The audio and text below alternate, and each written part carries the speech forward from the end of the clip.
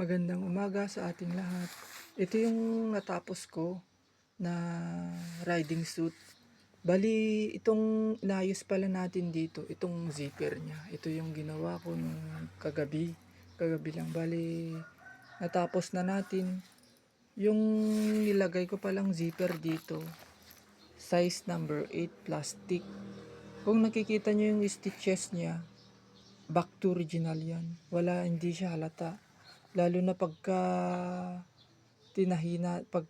pagkatahi niya, pantay. Bali, sinunod ko pa rin yung dating butas niya para yun pa rin yung original na style niya. Bali, ang ginawa ko dito, sinecure ko na pantay yung stitches niya dito sa harapan saka sa likod. Yan, kung nakikita nyo, yan, yung stitches niya sa likod, stitches niya sa harapan.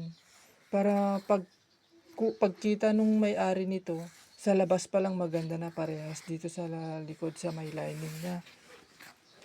Ayan. Bali, tinanggal ko na rin tong ano niya, yung snap niya rito. Papalitan ko na lang. Hindi ko pa nalalagyan. Papalitan yan. Kasi may snap kasi yan. Yan yung nagbibigay, yung lock niya. Para pag sinara ko,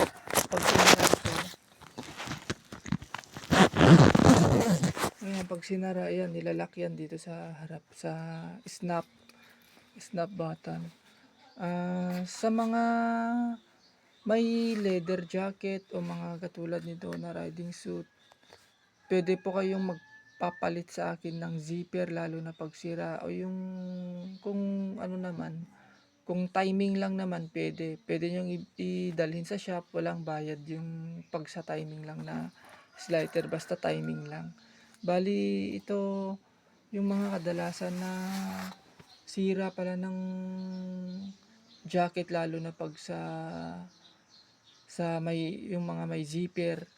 Yung nauunang nasisira dyan, zipper. Kung hindi zipper, itong snap na meron naman tayong pwedeng ipalit dito sa mga snap na nilalagay ko. Lalo na pagka yung medyo kalawangin na. Ito medyo kalawangin na, pero okay pa naman. Wag natin tanggalin to, hindi ko tatanggalin tong tatak niya para yun pa rin yung original na style niya. Ayan.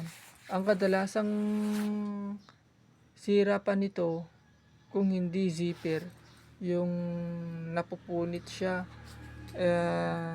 Minsan dito sa laylayan niya napupunit, lalo na yung mga denim jacket, kadalasan dito rin na papatche yan, saka sa kwelyo, mga ganyan. Yung may leather jacket naman, wag nyong ibilad sa araw, lalo na pagka mainit, hindi ang init ng araw, wag nyong ibilad sa araw yung mga ganung jacket. Kasi pagka nabasa tapos binilad sa araw, mangyayari maninigas. Kaya iwasan nyo pong magbilad ng araw, lalo magbilad yung araw yung mga yung mga leather, kahit sapatos, kahit ano pa yan, basta mga leather, wag niyo ibilad pag nabasa, wag niyo bilad sa matinding araw. Okay lang sa pahanginan sa labas, wag lang sa sobrang init. Kasi ang nangyari, base sa experience ko, nagbilad na ako ng leather noon, nabasa, nung binilad ko, nung natuyo, tumigas. Kaya yun, aral na rin sa akin yun na sinishare ko sa inyo, na huwag kayong magbilad ng leather sa araw, lalo na pag malakas sumipsip ng tubig yung leather. Ayan, bali hanggang dito na lang po. Kung sa mga gustong magpagawa ng leather nila, leather jacket, nag-ayos po ako ng mga ganito, nagpapalit din po ako ng lining. Yung lining nasa loob ng leather, katulad yan. Yung lining, nagpapalit po ako ng lining.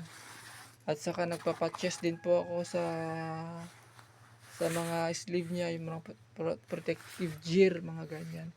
At mga customize patches. Okay. At sa mga gustong magpagawa, message nyo na lang po ako sa Facebook page ko o sa aking cellphone number, tawagan nyo na lang po. And salamat and God bless sa ating lahat. Thank you.